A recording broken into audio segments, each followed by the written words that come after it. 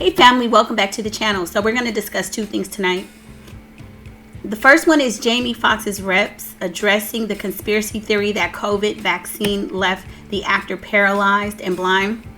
If you remember, I did a video maybe last week in which I stated everybody was running wild with this theory that Jamie Foxx is blind and paralyzed. And while I said that I don't doubt that that's a possibility, it's plausible, I really just didn't trust the messenger. I did some research on AJ Benza, and he just seemed like a character. Like, you know, he wrote a book, Fame is a Bitch. And so I just felt that he was trying to find his 15 minutes of fame with Dr. Drew. And so now today, Fox's people are coming out and addressing, you know, the comments that he's paralyzed because of the vaccine.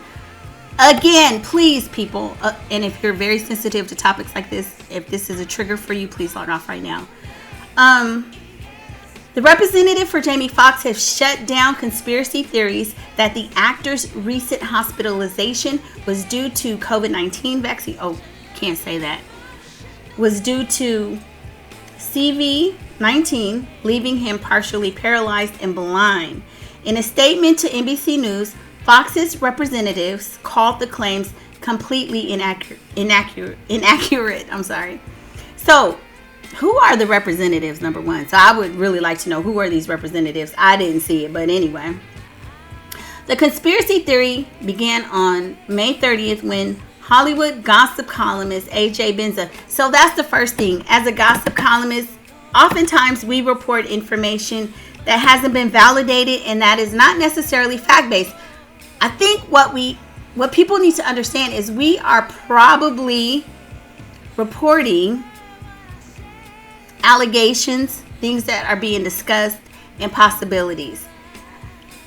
However, when AJ Benza made these comments about Jamie Foxx, people took it as fact and started reporting in their titles, because I saw tons of people reporting that Jamie Foxx was blind and paralyzed, and I'm thinking, just based on what AJ Benza said, he didn't validate his information. He said he knew somebody that was in the room. And so again, I had a lot of questions about that. I'm just one who relies on my discernment and, you know, I'm old school, common sense. You know, you just don't believe everything somebody tells you. You consider the source. When I was growing up, my mama used to tell me, oh, they said that, consider the source. Based on what I saw, the way he was presenting the information, it was like a used car salesman for me. But anyway, back to the story. They're talking about the fact that AJ Benza made the comments on Ask Dr. Drew, and he made the statements that Jamie Foxx may have suffered a medical situation after he took the jab. He provided no source of information. He didn't validate the information. He just said he knew somebody that was in the room. And I questioned what room, all of that, because like I said before, it reminded me of the play Hamilton, in the room where it happened. So I just think he wanted to have his 15 minutes of fame.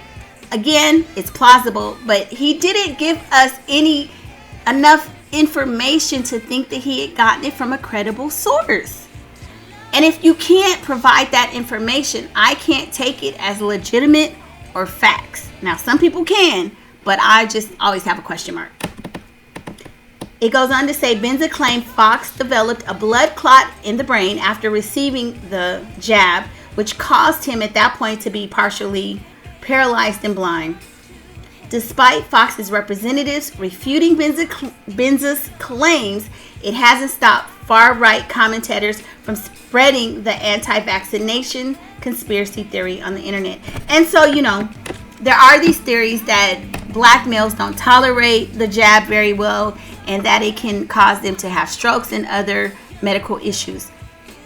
Again, I don't dispute that that's a fact. You always have to question everything.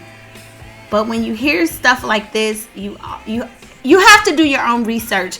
You have to read. And honestly, will the government, will the media give us all the answers? Hell no. because everybody has their own narrative and they're going to put their slant on it. But in this particular instance, I am not sold that Jamie is blind or paralyzed based on what he said, the jab. Could he have some long-standing medical issues? Of course. We know that something is going on, because if Jamie was even at like 75% of himself, just the Jamie that we know, he would have come forward and made a statement. We would have seen something, a video, we would have heard his voice or something, and it's 2 months and there's nothing. So that leads me to believe that there's something critically wrong, but only time will tell. Okay. So the next thing we're going to discuss is DC Young Fly, his statement, his public statement in response to Miss Jacky Oh's passing. And this is what he posted. So this is what he posted today. I wasn't in no rush to post this because I wanted it to be a dream so bad. But every hour I'm reminded of reality. So I want to make sure I applaud you in the proper manner. You are the greatest mother I know. Your soul was beautiful.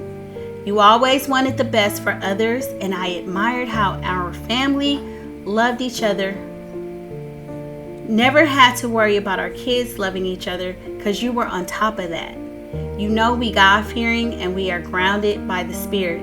We never question the higher power. We roll with the punches and continue to live righteous.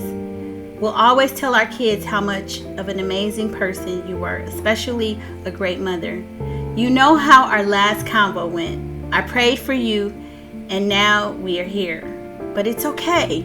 We will continue to pray and hold on to our faith because that's all we know.